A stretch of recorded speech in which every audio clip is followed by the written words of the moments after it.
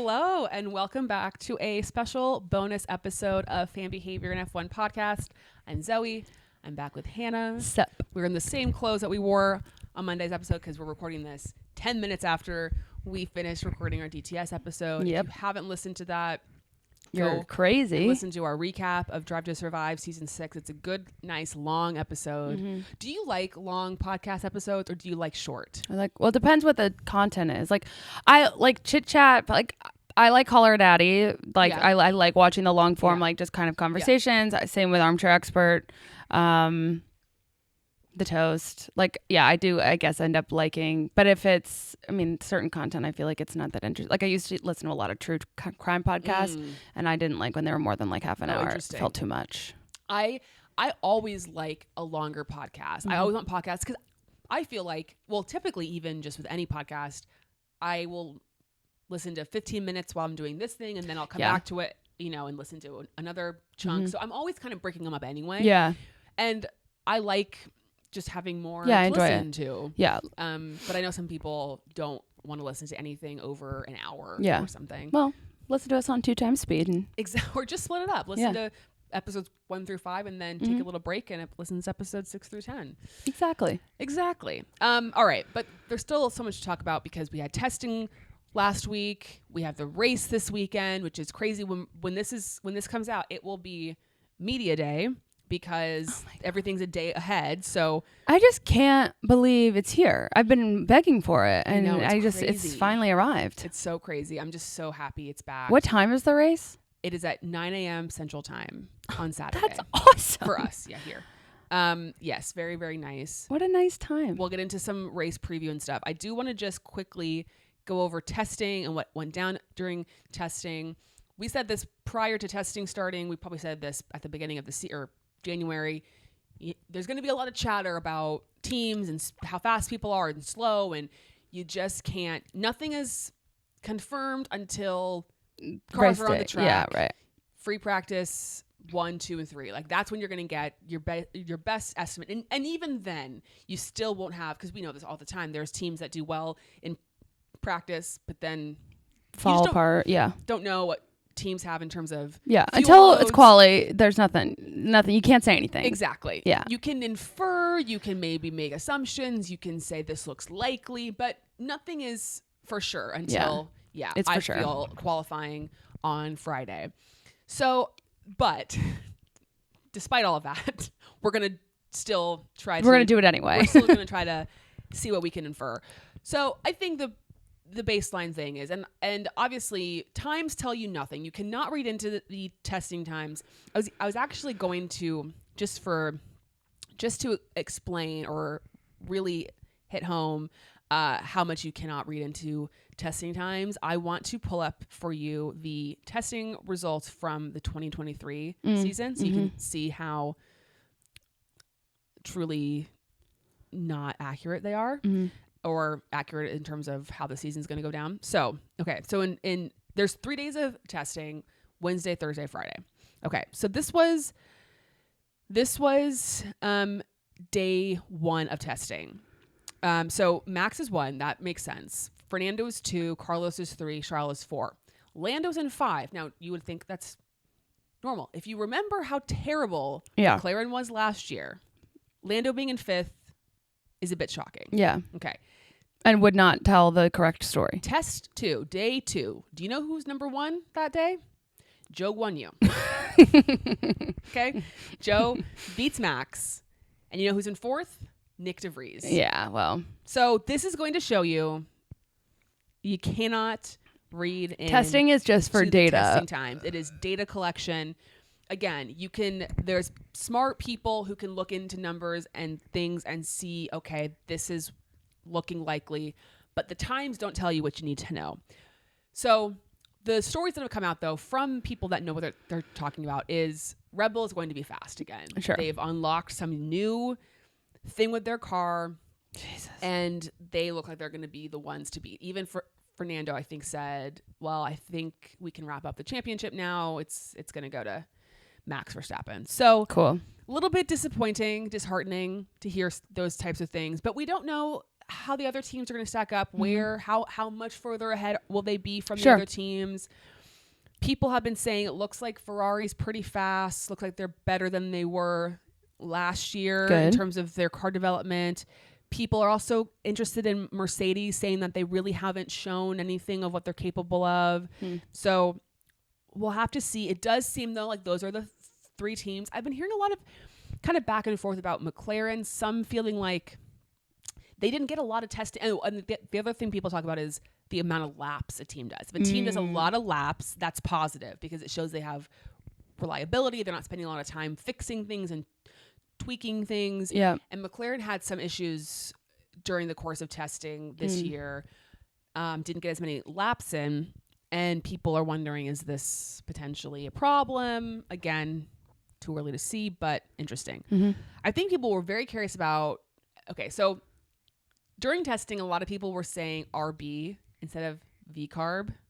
So I don't know what we want to go with on this podcast. If we want to say RB, V-carb, I mean, I Cash feel App, like RB, well, I can't say all of that. Daniel and Yuki's team. Yeah. I think I'm going to go with RB. Yeah, I mean, if that's how the commentators are saying it, I just feel like it's going to get confusing at some point. Yeah. So I think a lot of us were excited about what are they going to show? A lot of talk about, is this going to be just the Red Bull from last year, et cetera, you know, that whole thing. They seemed to be fine. Everything looked good, but it was interesting. Daniel was interviewed a lot over the course of testing, and he kept being like, everyone needs to calm down. I think everyone thought that we were going to be just like another Red Bull car, but we're not. This is just another version of our car from last year. It's just updated version. And he basically said our goal right now in the first half of the season is getting points and getting into Q3. Like we're not thinking about podiums or anything like that. Yeah.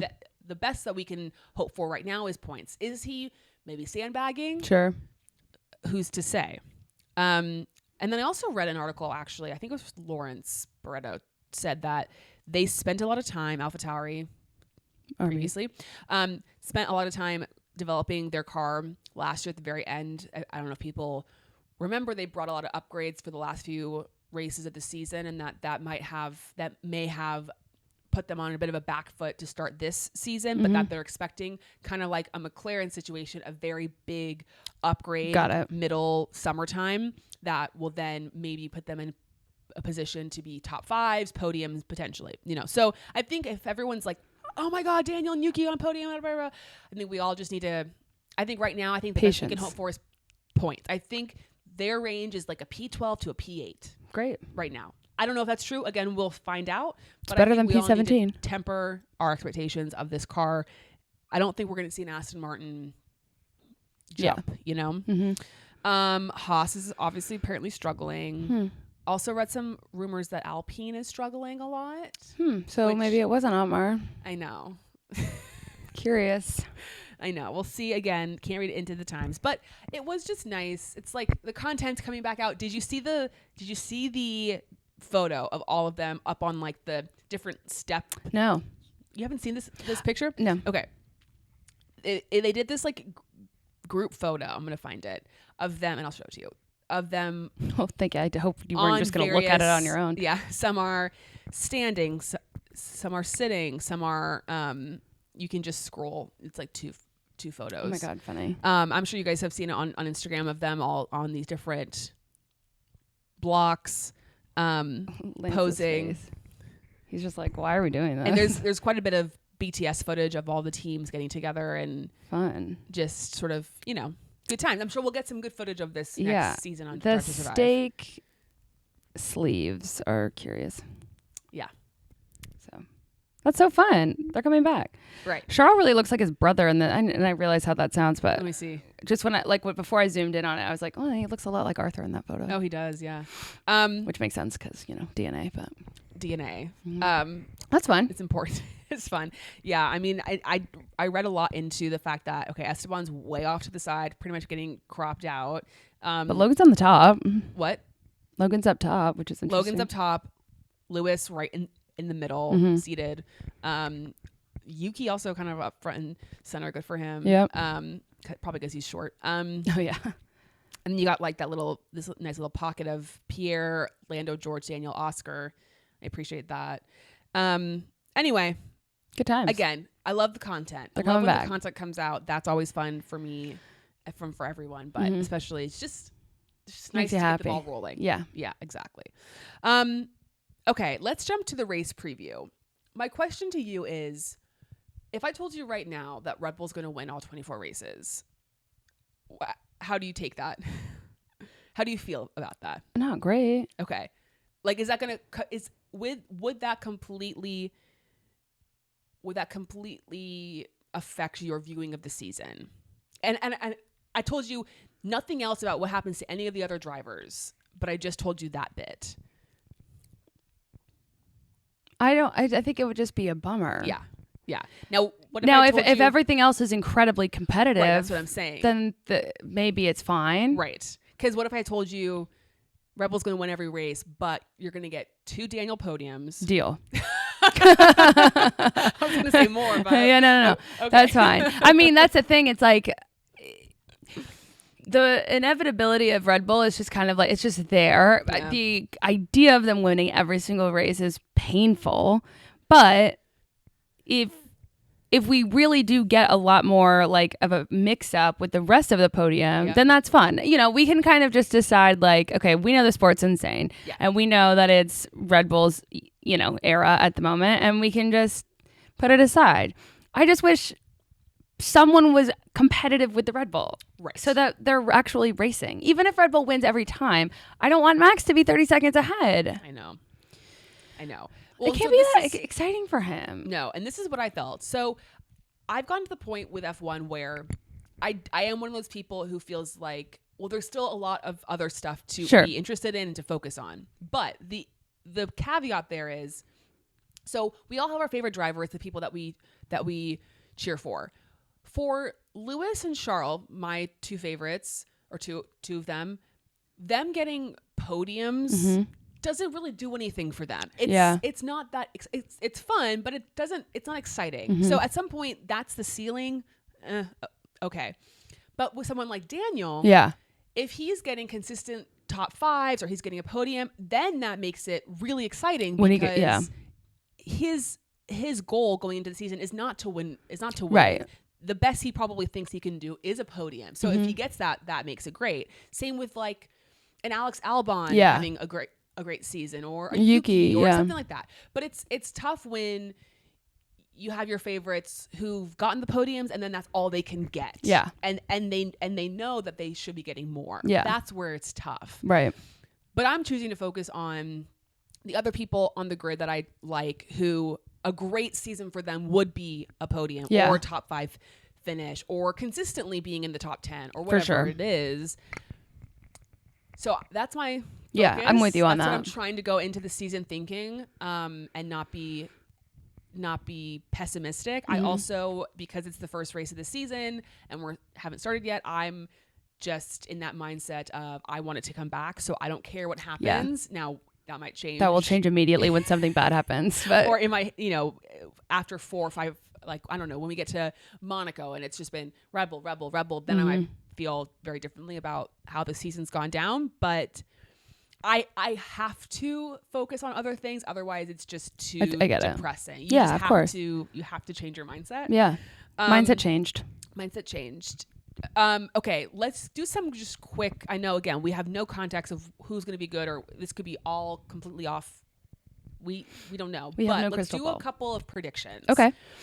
Who do you think is going to win? If you had to predict. Max. Yeah, I'm saying Max as well. It's a real shot in the dark, though. So it's a real shot in the dark, but that's who I'm going for. Yeah. And your other podium positions. Let's go.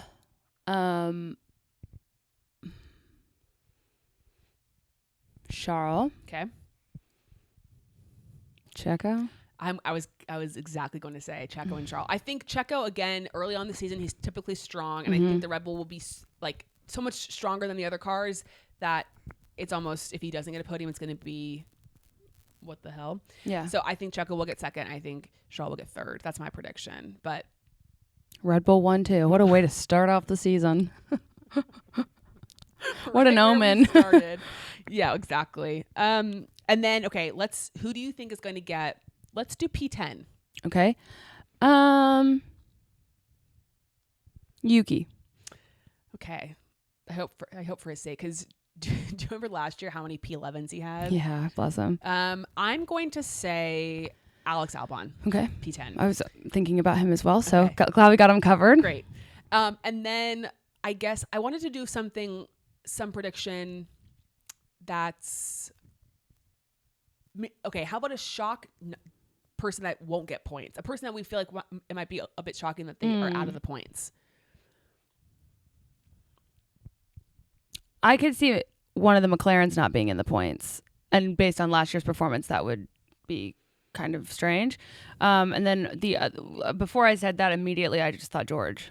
Okay. I'm going to say, I don't know if this is a shock. I was going to say Pierre, but maybe that won't be a shock. Yeah.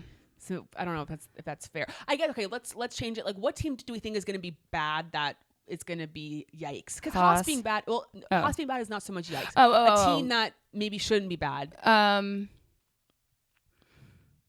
worried about McLaren after you've said all of that. And I know it doesn't mean anything. Yeah. I'm going to say Alpine. Alpine's going to have a tough go. But will that be shocking? It would have been after I feel they did well. I mean, they got 2 podiums last year. That's fair. Yeah. There's so much garbage for them. Okay, I this episode's over. Not this one, but the one we just recorded. But the yeah, cut. The one thing that I thought was so interesting is that Bruno kept harping on the fact that like bad luck isn't a thing, and actually it is. Okay, yes, because like bad luck is real and it existed in your team. Otmar getting blamed for their poor performance. Yeah, this is not DTS recap, but Otmar getting blamed for the Australia double DNF was totally unfair because they were in great positions to score points and they DNF'd. It wasn't Otmar's fault that they fucked that up, you know? So anyway, unfortunate for him, but I forgot to talk about that. I don't wish pain on Alpine. Obviously people know that I'm a fan of Pierre. That's I guess we'll see what happens. Yeah. And I hope, I mean, this is the thing. I'm in a position now where I feel there's positives for so many of these teams, and there's a handful of teams where I'm okay if they're not good. Yeah. I don't really care. But I feel like for most of the teams, there's at least one person that I want to see succeed. And so, but unfortunately there's only so many people that can succeed. Right. So it's tough. It's a tough sport we picked. Tough sport. Yeah. But excited for the race, looking forward to it. Yeah, excited to hear the Dutch national anthem. I really hope we're wrong. 24 times. I hope we finally, because we didn't get it last season, I hope we get a God Save the King this year. All three of them. Options, yeah. And also if Williams, by some shock, wins a race. You know, they play for the constructor as well. Because I don't think they do it for, even though McLaren's technically a British team, I think they play because Bruce McLaren was a Kiwi. Nice. And so I think he was. I hope that's right. So I think they do. Or actually, no, they do the British national anthem, but they should do, because I think you're supposed to do. Anyway, but I think they do the British national anthem for that. And okay, so there's 4 options, because if Oscar wins, and you know what else I want to hear? The freaking Australian national anthem. Amen. Yeah, let's do it. 2 options there. 2 options there. Both good. Both great. One preferred, but both good. Both deserving of it, honestly. Yeah. Okay, so I wanted to do, I brought this up, I think, at the first episode of this week, that I wanted to do a different draft this year, because we did it now for our non-American listeners, because non-Americans don't really understand what a draft is. Yeah, and that's fair. So in American sports, they have this thing called a draft where teams, based off of how they finished in the season before and a bunch of other things that we don't need to get into, there's a draft order. And then if a team has the first pick of a draft, they get the first choice of the incoming players into that league. So there's the college system in the States and other ways of getting into the draft. But that's basically how professional teams get new players onto their team who have not been professionals yet. We did it last year, and you got the number 1 pick, so therefore you picked Max, which makes perfect sense. Yeah. But unfortunately, Max just we stopped keeping track. Because it was unnecessary. It didn't matter who else I had, because it just didn't matter. Yeah. And I don't feel like we want to go down that same road again, because if whoever gets max, it's just game over. Mm-hmm. So this is what I came up with. So I have a hat here with us with all 20 driver names. It is coincidentally a Ferrari hat. So maybe that's, I don't know. Good news, bad news. Also, really quick, did you see that there was a Charles prayer candle in this? Yes. Yeah, okay. I know. Yeah, do we want to take that off or nah? That's a good point. I don't know. I think we leave it for right now. We'll see how the season goes. And maybe if it's not going well, we take it off. Let's just do to see. First season or first race when we judge. Okay. So I have these 20 names. Now, this is what I thought. I haven't actually even explained this to I'm sure it's gonna Hannah, be great, but so you can sure tell I'll me be what you think and we can change. So I felt like before each race, the episode before each race, we come into the hat and we pick out one driver that will be our driver for that next race weekend. Nice. Okay. So for example, today we'll each pick a driver for Bahrain. Then in our Bahrain recap, we'll pick a driver for Saudi Arabia, so on and so forth down the line. If your driver gets points, so for example, let's say you get Lando and I get Oscar. If Lando finishes, P5, you get 10 points. If Oscar finishes P10, I get 1 point. That's obvious. Mm-hmm. If they don't finish in the points, we don't get points. But I also felt like we could, because I wanted to include qualifying in this as well, because I felt like, it's important. There's times where a driver has a great qualifying session and then DNFs in the formation lap, or vice versa. Has a bad qualifying session, does well in the race. And I feel like we should honor that. We should honor qualifying. It also gives us more points. Incentive. Yeah. So my thought for qualifying is we do like a reverse points situation. So like if your driver qualifies P10, you get 1 point, P9, 2, P8, 3, down to obviously pole position, which we get 10 points. Love it. No points out of the top 10 for qualifying or the race. Now, obviously there's going to be weeks where we get a driver who qualifies P14 and finishes P14 and we don't get any points. But I feel like because there's 24 races, we have enough time to make up points. The only caveat that part of me thought, should we prevent, like, should we have to have every driver at least once? But I felt like that might be too complicated to figure out. The thing I did, because I think we probably will, because there's 24 races, or we'll get very close to that. The only thing I did think we should add is we cannot get the same driver 2 weekends in a row. Okay. So if you get Lando, you cannot get him again next week. But if you get him in, I think the next one's Australia, that's fine. Okay. I just can't be 2 in a row. That way it at least spices it up. Love it. And we obviously have to have different people each race. Do you want to pick? Sure. I'm nervous. Oh, I hope Carmen doesn't come back in some way. Hannah's driver for the Bahrain weekend. George Russell. It's good I gave him bad vibes. All right. Let's see who I'm going to get. My driver. Oh, God. I feel like I'm not going to like this. Nico. Oh, I'm sorry. Fuck. Okay, well. Should we leave them out so that we can draw next week without fear of having them in the hat?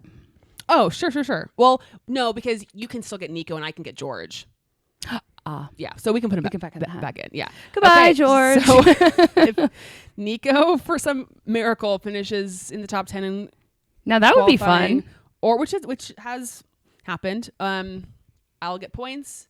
And we'll just the points for the race are the same points awarded to the drivers, and then quali is reverse scoring. Love it. Because I didn't want and I'll just write this down too. I didn't want draft. So we've got Bahrain. Love a notes app. And because I didn't want the points to be. I felt like obviously you deserve more points from the race than you do from qualifying. For sure. All right. Come on, Nico. Come on, George. Shock the world. And this is also good because it gives us, we might be cheering for people that we don't typically root for. So that keeps it kind of... That's fun. It gives us another... If our other, people end up like doing terrible or whatever, you need someone else to root for other than Max out. Well, I don't root. I mean, the thing is I love Max and I'm just like, great, have a good time. Yeah. I'm going to hang out back here. Yeah. Who's your another, so I guess who's your, because as you guys know, like I have like my, like, don't fuck with this person and everyone else. Like this person falls above the rest. Who's your second, or I guess who's your first, like who's your number one, this person, I need them to succeed. Everyone else can fuck off, but this person. I don't have it as visceral as you do. No one does. But I would say Daniel, Albon, Oscar Lando, which I know is not one. That's 4. But like those, but there's not an order. Were fighting. Yeah. Who do you most want to see succeed? Daniel. Okay, so he's number 1. Yeah, I guess. Yeah, there you go. Okay, so we're in the same boat then. But it's not as intense as it is for me. Right. Of course not. Not because it couldn't be, just because it isn't. It isn't. Yeah. So that's that on that. Yeah. Team Haas, Team Mercedes. Fuck, I'm mad I got Nico. I would have loved like a Fernando or something, mm-hmm. you know. But again, I guess we don't know. Like, yeah, you might have hated that. Like, and George could DNF in the formation. Yeah, and Nico could win the whole thing. He could win.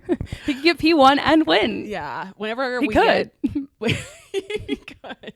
The whole. It's unlikely, but other grid DNFs except for K-Mag, which loved the ass shot of K-Mag in the. I know. Anyway. Oh, I was gonna say something else. And then I forgot. Was it about Haas? It was about Haas. But now I don't remember what it was. Anyway, we'll have to see how it goes for us. It'll be fun. I'm excited. Any other thoughts before we head into the race week? I'm just excited. Yeah, can't wait, you guys. It's going to be a lot of fun. Let's just enjoy right now when we're not jaded, we're not annoyed and frustrated by what's transpired. It's just race weekend. Yeah, we can go into this with positive vibes and just fun energy. Some people did ask. I think we're still going to have our episode, even though the race is on Saturday. I don't know. We can make a decision if we want to drop it on Sunday instead of, or if you want to just keep it with the I think Monday's Monday still schedule. Fine, unless anyone has any large objection to that. Okay. Let us know. Okay. I don't gravitate toward a podcast listen on a Sunday. That's true. But I'll do whatever. Okay. We'll keep you updated if we change the drop schedule, because I know then it's very quickly a new race weekend. So I don't know if we want to, people need to move on with their lives. We'll keep you updated.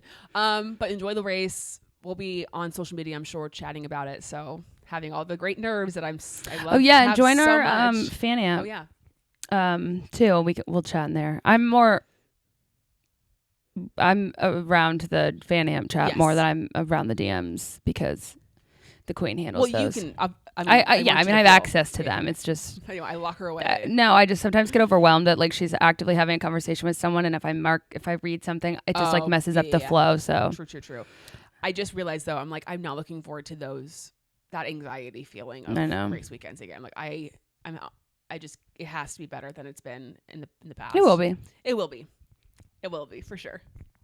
Say a little prayer. For sure. Mm-hmm. All right, guys, enjoy the race. We will see you guys for the race recap this weekend. Enchanté.